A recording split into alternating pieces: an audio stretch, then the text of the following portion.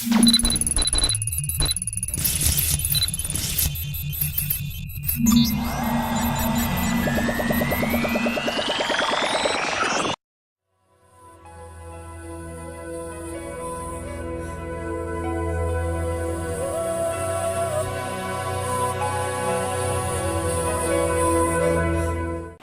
and welcome to the latest edition of Halcyon. My name's Conroy, I'm going to be your host for this episode, and I am your PWT heavyweight champion of the world, still undisputed, undefeated. And today, I'd like to talk about the topic that inspired the Halcyon Show in of itself. Roughly a year and a half ago, I decided to start making YouTube videos. In fact, it goes a little bit further back then, but the thing that finally broke the camel's back, so to speak, was I finally needed a push. I needed to sit down and just do an episode and just really get through it and deal with the vitriol that came my way. So I picked a game that I knew I could play well, that I could review thoroughly, and more to the point that I loved, to get me off to a good start in the eyes of, hopefully, you, the audience at home.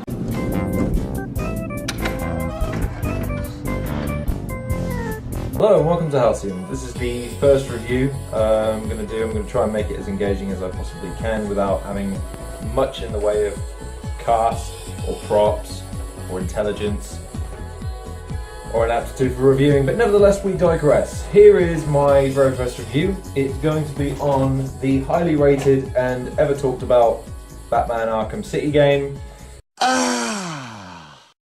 The Rocksteady version of Batman, through from Arkham Asylum all the way through to the Arkham Knight series, is a gaming series that I adore massively. Mainly because of my love of Batman, massive Batman fan, huge Batman fan, but mostly because it was the first gaming series that I had an easy route in to get invested in terms of story and narrative, because it drew off of the animated series inspired versions of Batman, i.e. voiced by Mark Hamill, the artistic style, the tone, and the overall narrative. However, they also incorporate gameplay elements which have gone on to become synonymous with the series. And I think that, as with most gaming series, over time people become disoriented, a bit disenfranchised, and a bit bored by them. And now that the series is finally concluded with the not so good dismount of Arkham Knight, which unfortunately I've yet to play or review, I wanted to go back for an episode. Now that I've hopefully had a bit of time to get my shit together and presenting a slightly more bearable product, to go back to the same video that got me going on YouTube. So on this episode, I'm going to re-review the first two games of the Arkham series in the form of Batman Arkham Asylum and Batman Arkham City. But Lorne, I hear you say, what's the point in going back and revisiting it? Just to do a HD remake of your own? It's a bit shillish, don't you think? Well, actually no. On this episode, what I want to try and explore by reviewing both of the original two games is whether or not there is any merit to the habit that most developers are getting into these days with rehashing the same ideas to try and create an experience that is both consistent but still of the same quality that people fell in love with to begin with. And if there's any way that us as the audience can learn to appreciate the subtle nuances that developers try to bring in, while also maintaining the same things that we all love about the game.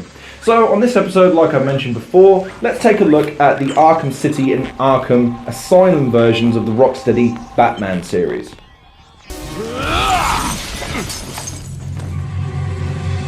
Welcome to the madhouse, Batman! I set a trap and you sprang it gloriously! Now let's get this party started.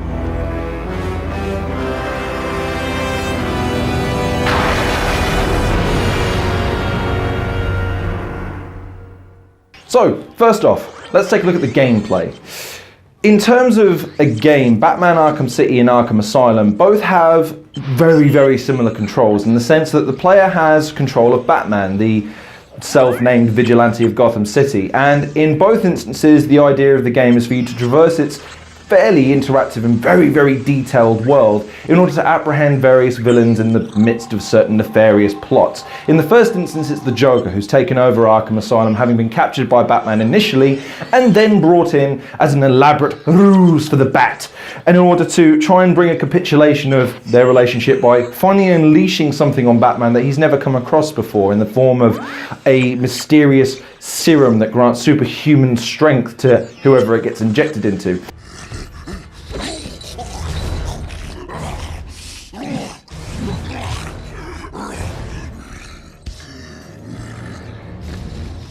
In Arkham City, it steps it up by saying that not only is this as asylum and an island now, it's an entirely cordoned off portion of the city that's been taken over and is now run by a nefarious villain by the name of Doctor Strange. I'm going to use the word nefarious a lot in this. It's a word that I don't hear used very often in reviewing. Had you ever considered that all this is your fault? Your presence creates these animals.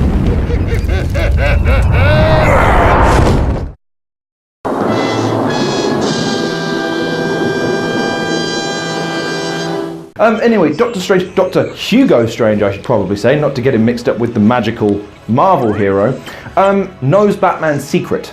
He knows Bruce Wayne's identity, and the idea of this game is not so much to pit Batman against a singular villain, but against a horde of villains in what is probably the most epic version or epic telling of a Batman story that I've certainly ever seen in the movies, comics, stories, in terms of cartoons, and in gaming.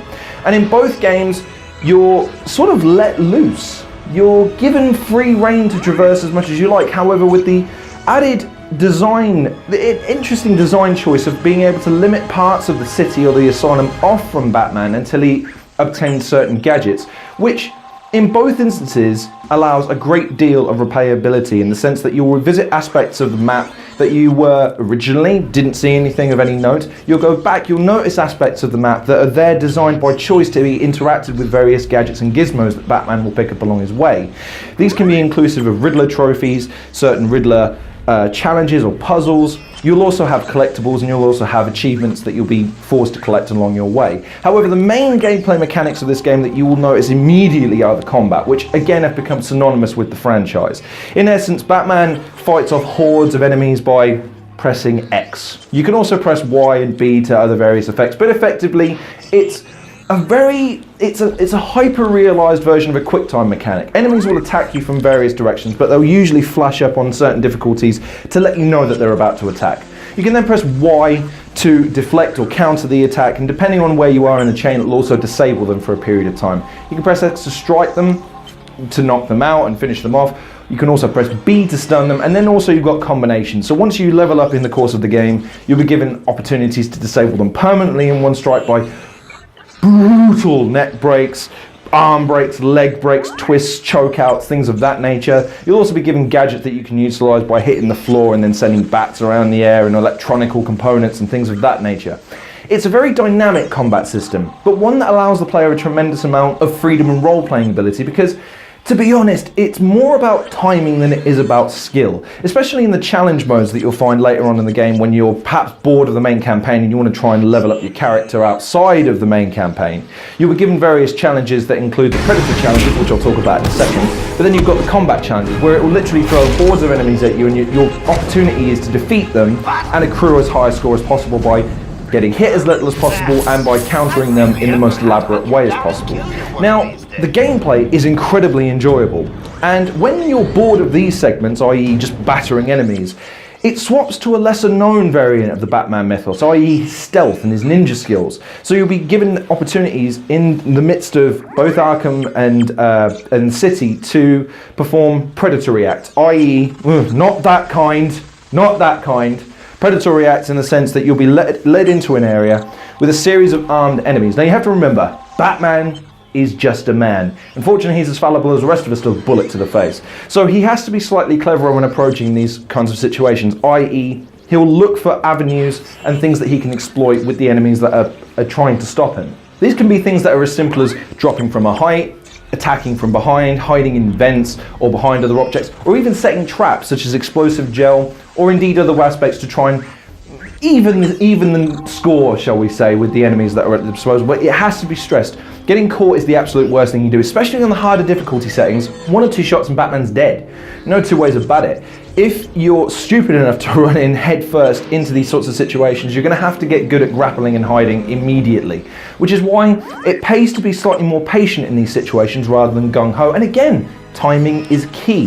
What I'd say about both of these aspects is that it's a good balance between the two. It helps balance out the excitement of hand-to-hand combat and all the over-the-top nature of Batman's more acrobatic skills with moments of genuine tension, moments that you have to save hostages and things of that nature where you can't afford to go in gung-ho.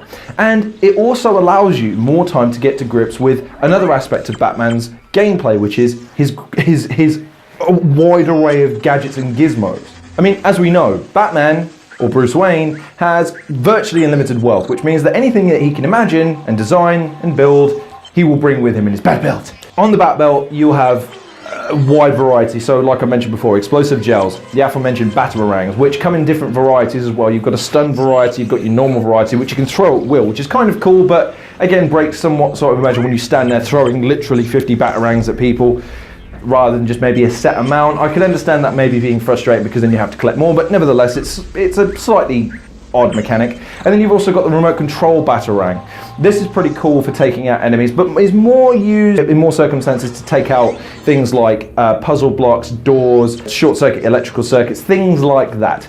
However, the main gadgets you find yourself using more often than not are the grapple gun, to be able to get to higher purchase, or indeed in Arkham City to traverse the entirety of the city. And then you've also got other, again, slightly, somehow less lethal methods of dispatching enemies. There's an electrical gun in the second game which is used to open and close doors, but can also be used to stun enemies and create distractions when they start short-circuiting and shooting their guns in the air. The final aspect of the game's mechanics in terms of its gameplay is its detective mode. Batman in his cowl has a detection system, shall we say, that's hooked up to his computer in the Batcave. And by tapping it, you'll enter a mode where the screen changes colour and orientation in terms of what it picks up and what it highlights. And this is incredibly useful for when you're hunting for things like Riddler trophies, when you're also trying to detect enemies versus the normal backgrounds. It helps you preempt battles if you're clever and you use it. In the first game, though, it was very easy just to leave it turned on and just walk around with it on all the time. You'd be missing a tremendous amount of detail in the background. But in terms of combat and in terms of treasure hunting, it was a lot easier to be able to manage this by just leaving the detective mode on and picking up on certain things as you traversed. In the second game, the developers made the very conscious choice of dumbing that down to an extent to make it less and less ideal for players to just whack that on and keep it by even dampening the backgrounds even more. However, it's an interesting feature, and it's one that's really, again, it helps fulfill the role fantasy that most players have when they're trying to play as Batman. You want to feel engrossed in the role. You want to feel that everything is at your disposal, just like Batman utilizes whenever he's in a situation, feels he needs to use a particular gadget or skill in order to overcome it. My crew is searching Arkham Asylum for you, Batman. I won't stop till you're dead. Or they are. Batman's as good as dead.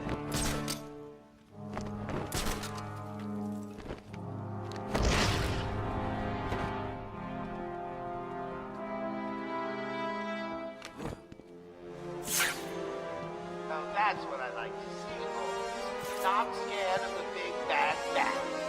What's that supposed to mean?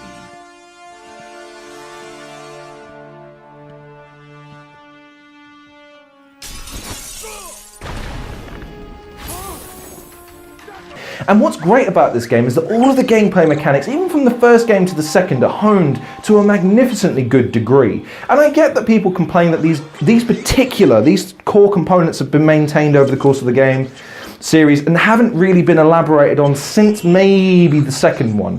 However, I'd argue that, again, the point of this is because they work. They're perfect the way they are. They don't need to be improved. The original game put so much care and attention into trying to make sure that the Batman element was as good as it could be that there really weren't that many avenues for them to go. However, I'd argue that a couple of elements of the game here that could have been improved, for instance, in terms of the combat. Yes, it is slightly tiresome to have to go through enemies again and again and again, with the only real variation boss-style enemies, i.e. larger enemies that you can't just stand there and duke it out with. They're much stronger than you, they can railroad you. So usually what you'll do is you'll stun them, jump on their back, and then maybe even use them to take out a bunch of enemies, things like that. The boss battles, though, where this is counter, because in a lot of instances, the boss battles make up for any deficiencies in the combat because they do tend to be quite interesting and they force you to change things up a little bit. I mean, the Poison Ivy boss battle in the first game, for instance, is harkening back to the old school kind of boss battles where you're just dodging attacks, throwing back and hitting. if you've ever played any old school arcade style games where you're a third person ship shooter against a massive one, you know exactly the kind of deal you've got with that kind of boss battle. However,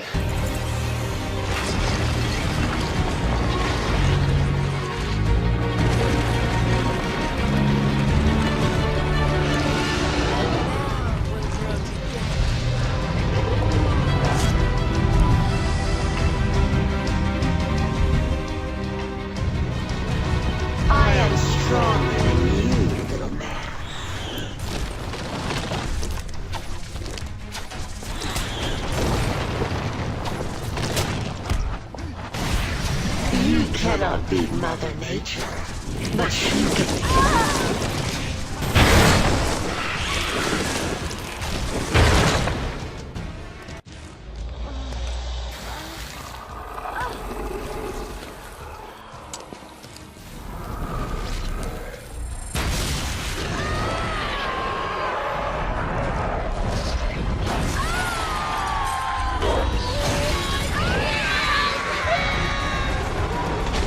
You then get boss battles like the Scarecrow, where it forces and relies heavily on the stealth mechanics, even though it's a really large and elaborate set-piece scenario.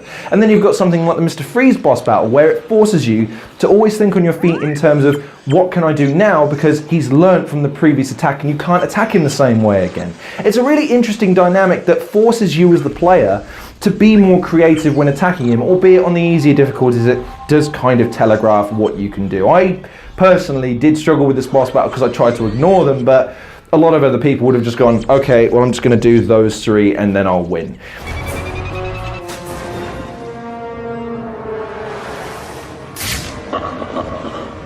I see you are attempting to use my weapons against me. Do you really think I will allow that?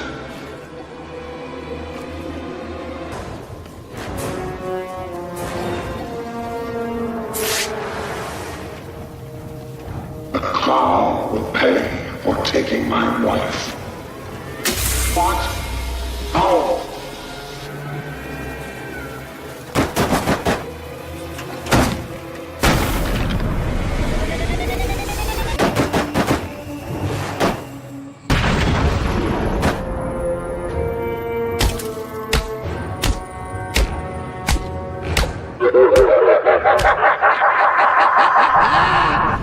Cocaine's a hell of a drug. However, in terms of boss battles, the final missions of both games do leave a little bit to be desired, and they do sometimes bring it to a little bit of an anticlimax, especially the second game. People will argue the first game has more of an anticlimax, but I'd argue that the story was a lot stronger, which allowed you to carry it through a little bit more easily. In the second game, the boss battles, and it is two, no spoilers, but at the end, two boss battles, they just don't have that real impact. They don't change the game enough for it to warrant being called a boss battle. And in terms of the overall narrative and the gameplay as it meshes together, they are perfectly balanced. And that's why I'd argue that a lot of people, while they would disagree with me on this in terms of, well, they should innovate more, they should change, they should add, I would say that the gameplay of the Arkham Cities is perfect. It is where it needs to be. It may have gotten boring and a bit stale for a lot of people, but give it 5 years, bring it back with even better graphics and maybe 1 or 2 added features, and people will still eat it up. It's just the way it is these days with gaming. So in that sense, to answer my original question when it comes to the gameplay, I'd argue that maybe we as fans have become a little bit spoilt because that first game blew everyone away to the extent that the innovation wasn't really there to build on. Because otherwise, they'd be changing the gameplay mechanics and the balance of the game to the extent that maybe they would upset that balance. So in that sense, I would argue that the gameplay, it should stay where it is. It's really good. However, it does try to set itself apart from other games in the sense that Assassin's Creed, much worse combat system. In terms of actual fighting games, it's less dynamic than those, and again, it may have even been nice to have maybe a one-on-one, hand-to-hand battle with someone like Deathstroke or someone of comparable martial arts ability to just really change things up and make a set piece out of a straight one-on-one, hand-to-hand duel. But again, you can't really criticize the game for that. It would have felt slightly odd to have it in the midst of one of these games. And again, in terms of combat, it's It's not a particularly fresh or original invention, but I would say that it does it the best of any game. A lot of other games have sought to emulate its style with varying degrees of success. I think the worst example of that is probably Ride to Hell Retribution, which literally just copies it verbatim with the added bonus that you can just kick someone and you win. I don't know, I refuse to play that game. Anyway, in any event, the combat and the in-game style and play and the gameplay is magnificent. And like I said, this is complemented by the fact that the world is vast. In the second game in particular, you're given free rein to explore wherever you want to go. The side missions and the actions that you can take while you're not in the main campaign keep you busy for hours and hours on end. The diversity of the characters within the game and the boss battles keep you busy as well. And I'd argue that when you're not actually in combat, the game is where it's at its peak because you're immersed in its world, which is so well crafted and it's so easily interactable by Batman that it's very easy to lose yourself. You'll be gliding from one rooftop to another, jumping down, battling enemies, coming across clues for a crime, solving that crime using your detective mode, propelling a narrative of that side quest, finishing that side quest and then moving on to the next one, maybe jumping back into the story mission. It just keeps you going and going and going. There's never a dull moment in this game, but it's not to say it's 100 miles an hour every single moment. It slows down periodically and allows you to catch your breath and observe and enjoy everything that this game has to offer. It's absolutely brilliant, and in terms of the first two installments, and the third one to a lesser extent because I did manage to play that game but I wasn't overly impressed by it, the first two games have this pegged completely to themselves in terms of an A-grade experience. And if anyone is looking for a combat experience that's second to none, a stealth game that is forgiving but at times really, really brutal on you, and indeed the ability to be able to explore and roleplay to your absolute will and content, then these games really do it better than most. So with the gameplay out of the way, let's take a look at the next aspect, the story and characters. Encore! More! Bravo!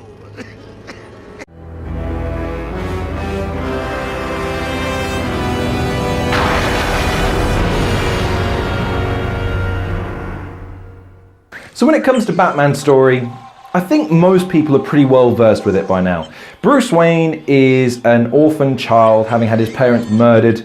That makes it sound bad. His parents were murdered when he was a kid, and as a result the trauma has led him to have a pathological hatred for all things that are crime related. A hate boner for crime, if you will. And as a result has dedicated his life to perfecting his skills in terms of being a detective, in terms of martial arts, in terms of his own psychology, and in terms of his own philosophy when it comes to fighting crime. This leads him one day to make the discovery. The one thing he is afraid of that he will use to strike fear into the cowardly and superstitious nature of criminals everywhere. The Bat.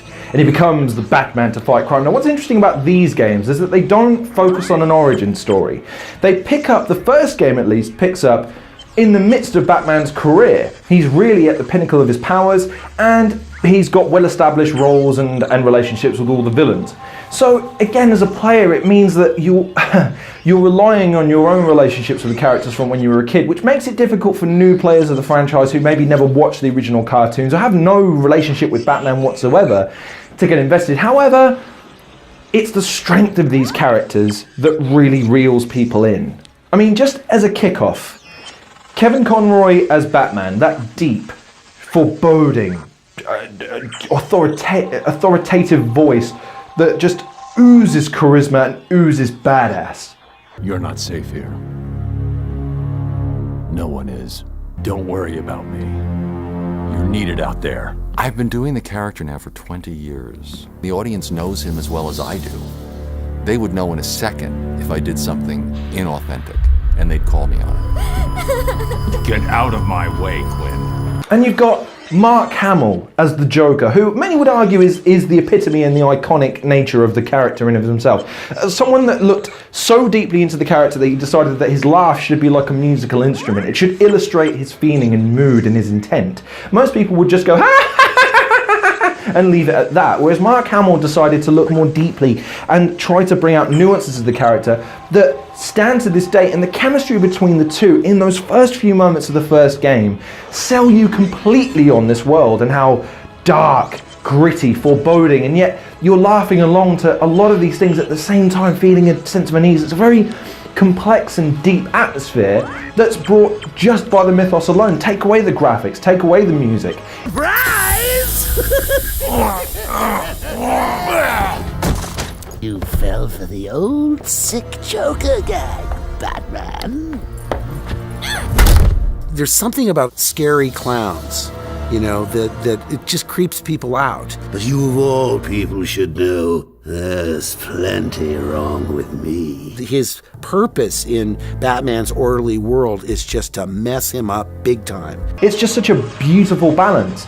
And then progressing this, you have the introduction of various other characters from both the series, originals, and people you know are probably going to die along the way. The most impressive thing with this is that in the second game, having had a fairly epic conclusion to the first, they do manage to find a way of ramping.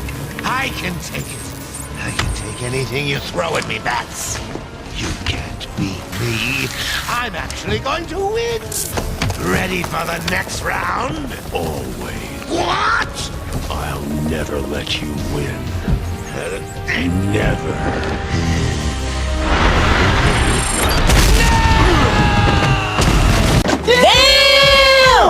It up.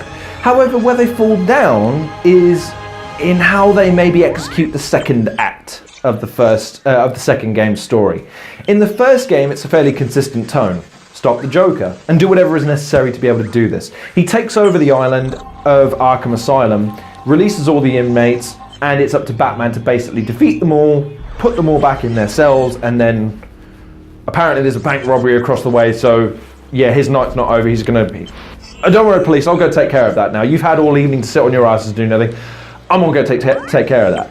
Excellent. In the second game, like I say, it sometimes jumps around for what it wants to do. It gives Batman the original arc of Hugo Strange knowing who he is and having to set out and stop him before he reveals his secret and destroys his legacy. But then, in the course of the game, the Joker pops up and steals the show again. And I don't think many people would necessarily argue with this if this had been the pretense all along, but we were sold a different style of narrative at the beginning of the game. This doesn't interfere with the overall feeling of the game, and it certainly doesn't take away from the story. It just leaves the player feeling a little bit ramped up for no reason. You get ramped up for what you think is going to be the end of the game, you complete the last mission or what you think is the last mission, and then all of a sudden, huh? Oh really? I've got to go take care of that now as well? Okay. Totally lame. But I will preface it by saying that the end of the second game, the actual end of the second game, is nothing short of a musical, visual, and narrative-driven masterpiece in terms of building the expectation of the player, building the epic nature of the climactic final scene, and then delivering a moment that has resonated and stuck with players ever since, even if they did play that fourth game and felt a little bit cheapened by it. But first, if you would be so kind, hand over my jaw. 2 hours later. All units coordinating. A few moments later. What happened?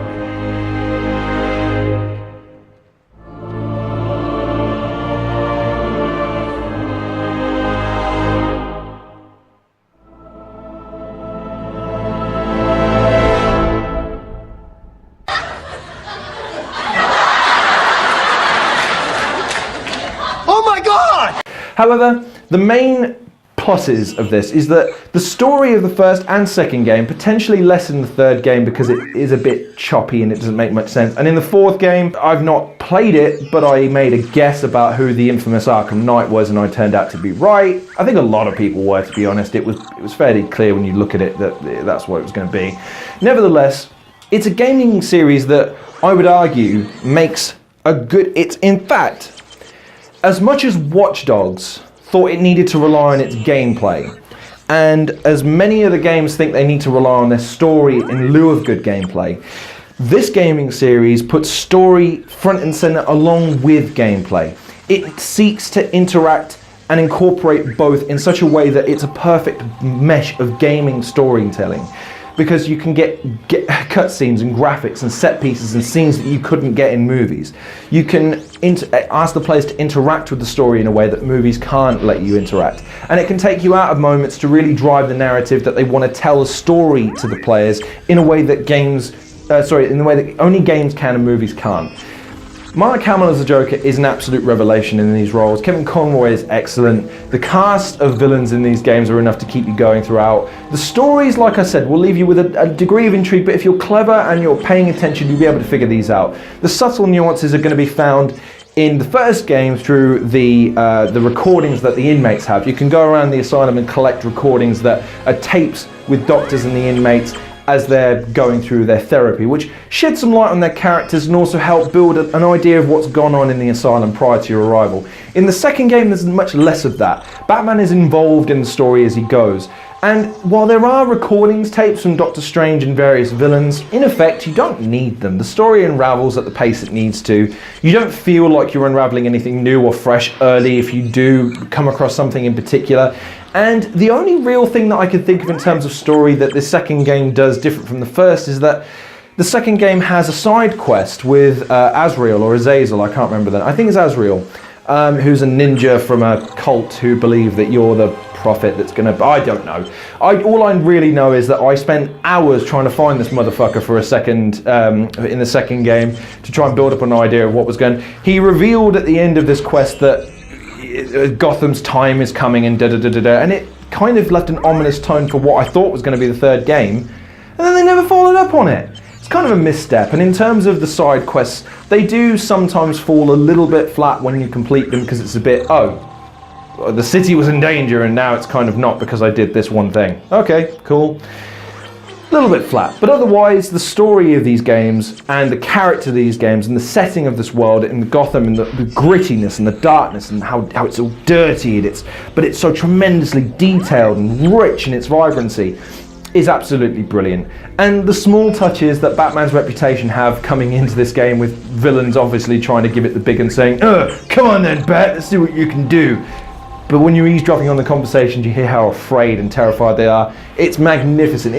This world is dripping and oozing in its own lore, and it's all the better for it. So, leading nicely into the final segment of this review, let's take a look at what maybe sets this game apart again from its competitors in terms of its presentation and graphics.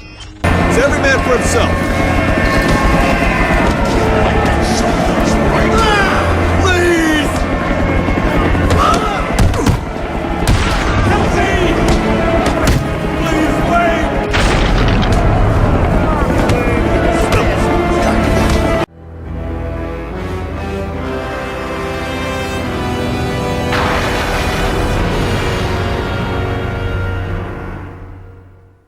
And so let's take a look at the presentation and graphics.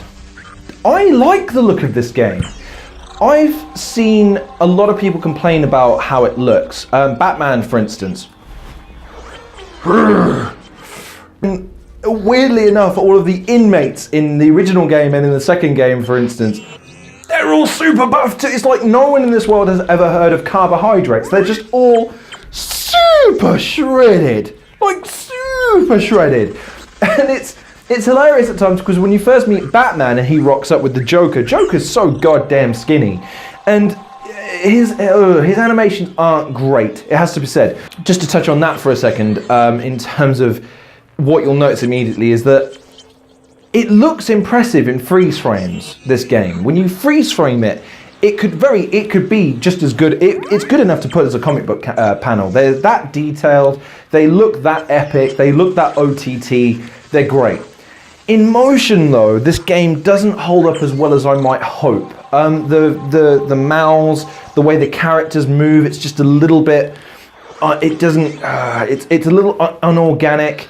That might have something to do with the fact that the realistic style of the game is marred to a certain extent by an attempt to try and keep it slightly cartoonish and over the top. Like I said, the Joker's a prime example of this. He's stick thin, his face is that pointy, and like I say, in freeze frames he looks ominous, foreboding, and scary as but when he's talking, just the way that his skin interacts with his face, it just looks like something that's been stretched over. It looks like a rubber mask that's been stretched over a metal face. There's no getting around it. However, what I would argue is that the lighting and the graphics of this game are brilliant. Like I mentioned, in freeze frames it looks great, and in terms of movement it looks great. While you're traversing through the city or the asylum, so much detail has been taken to try and create this atmosphere of being, like I say, foreboding, dark, scary, just a generally unnerving experience. And the set pieces and the QTE sequences that it integrates into the game help feed into this magnificently, because the camera will slow down, pan around, it'll set things up, it'll cut away. The crashes in the first game, to try and give the illusion that the game is going to be crashing, and then flips the screen on its head in terms of making the gamer feel genuinely nervous, like, oh my god, what's going on here, is a brilliant piece of design, and it looked great and convincing. I'd argue though that in terms of where the game falls down a little bit, like I said, is the fact that it just has that lack of organic nature. It should have made the dive to be completely over the top and cartoony, or maybe keep it slightly more realistic. Things like the cape. I don't think people notice this very often. When Batman runs down corridors and things of that nature, his cape does the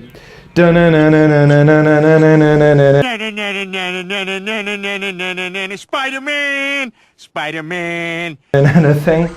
But weirdly enough, it seems to extend. It becomes erect as you run. It's odd. It's not realistic. But I get why the designers did this, because it's an iconic move. It looks cool while you're doing it, and I know a bunch of my friends did while they do the running. No. Stop it. Be serious now. No. Batman. It's just, you kind of have to. In the second game, it tries to step it up, but it's got to be mentioned that there's not much disparity in terms of the graphics between the first and second games.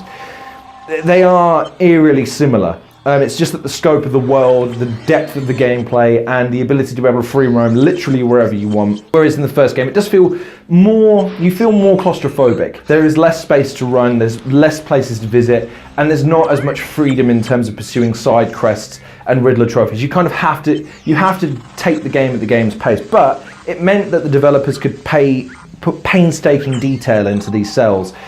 Little Easter eggs everywhere you look. Nothing is perfect, nothing is pristine, and in terms of the background, there's no real way to criticize it. As well as the sound design. The sound design of this game is absolutely brilliant. The score, the themes, the sound effects, the sound of crunching bone and snapping tendons, and the impact of punches and the smashing of heads into walls, the crash and the explosions of gunfire. It all adds into this magnificent experience that can't really be described in an adequate way. You have to be immersed in this game to really understand and appreciate what I'm trying to say when I say that when you're in a Predator mode, it's quiet, eerie. The music has a slow tone, but it has an urgency to it. In the set pieces, the violins pick up. It's epic. You feel a surge as you're trying to attack these enemies and try to take them down as quickly as possible, usually to try and propel the story, because you're eager to see what's going to happen next. It's a triumph of design. And again, one that I appreciate I have certain criticisms for, but again I look at and I think, what could they have done potentially differently? Not a lot. The graphics were good enough in the first game to be impressive, especially in freeze frame moments. If it was a limitation of the design that meant that they couldn't look as realistic and fluid as I would like it to be, then I forgive it for that. However, if there's one thing that I could say that they may have looked to improve just a little bit, would have been less of a reliance on QTE sequences. And it's great that it renders the cutscenes in-game using in-game graphics. That's a real plus for this game, trust me. However, maybe keep the player invested in Batman more by keeping him in it more. At least for certain periods of the game, rather than every 20-30 minutes or so having a cutscene. It makes it feel a little bit episodic for my liking when I'm trying to get invested in a game and get completely absorbed in it, rather than playing it to a cutscene and deciding, okay, I've had enough for now. So in terms of the cutscenes, the graphics, the sound design, the presentation, I have very little complaints here. And I argue that a lot of the developers who would be presented with the same situation wouldn't have been able to do much to overhaul what was, again, a very good and very well-rounded presentation style from the first game to the second. The third, ironically enough, looked worse. I don't really understand what happened there in terms of why Batman's graphics look worse. The engine was there, and it was already refined to the point that it needed to be, so I don't know why Everything just looks matte, it looks unfinished, it looks slightly less textured than it should be. It's odd. The cutscenes look different because they're not rendering them using in-game assets, but that again only helps to build a disparity between the two. It's very, very odd. In essence though, it's very difficult for me to fault this game in terms of its presentation because it just looks and sounds as good as I would have liked it to be.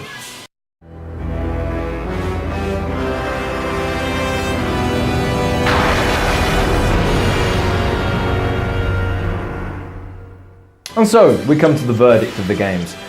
But rather, like I say, rating the games individually, I'm going to rate the series as a whole, which again is hard for me to do because I haven't played the fourth game. It's this is a tricky one for me, because originally when I reviewed this game a year and a half ago when I was new to the game, and everyone complained about was, oh, it doesn't work. It was a creaking sound. I was making my head in it. It's like, I thought you were very informative and even a little bit funny. But I can't stand the goddamn creaking and rocking of the chair. Would you mind stopping that, please? To start off with, the most prominent thing about the game you'll notice straight away is the combat mechanics, both in stealth and in combat situations. It's really fast-paced, really hard-hitting. The graphics really help sell the movement of Batman.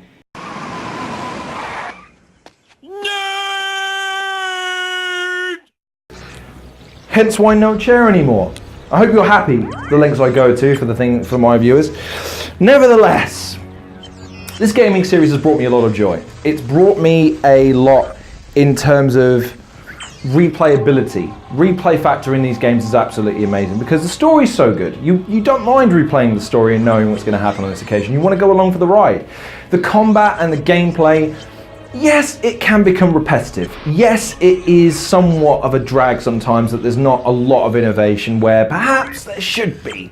But at the same time, they're fun. And I enjoy the familiarity of being able to jump back into these games and immediately be able to pick it up. It takes you a little while to master it again and get back into it, but sooner or later you'll start murking fools left, right, centre.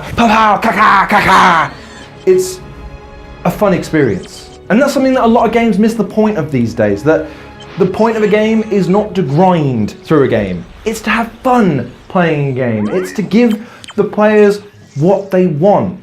And if anything that Batman, the Arkham series does better than most games that I've played, is it makes it fun. It gives you the tools and it gives you the free license to be able to say, you are now the Bat. Go and have fun. It's a brilliant experience overall. If you've never played these games before, they're all available in a collection series now, super cheap, so go out and buy it, man. You will not regret playing through the first two games. The third one's going to be a bit of a drag, and the fourth one might be a bit disappointing from you based on what I know about the story and how it ends. However, it's still a really fun series to play. If you want to stick to it, like I said, I'd recommend just sticking to the first two games because it's satisfying in its conclusion and it feels like a well-rounded experience. Overall, if I'm going to rate the game series, I'm going to rate it an 8.5 out of 10. It really is, it's that good overall that any pitfalls or any inconsistencies or any lacks of innovation or perceptive laziness that is on the part of the developers, I can forgive because of how much joy this game gives me. And if you're the kind of person that enjoys stealth games, but it maybe isn't very good at them, and you're the kind of person that likes very quick, action-packed, drama-drenched series where there's a lot going on at the same time, then this is a good balance of game for you. However, if you're looking for a much deeper experience, one that requires a tremendous amount of skill and maybe less inclination on timing, then maybe this game series isn't for you, because like I said, the main challenge of this game is timing. In the combat, timing your shots, timing your punches, timing your counters. In the Predator mode, timing your courses of attack, laying the groundwork for traps and timing them properly as well.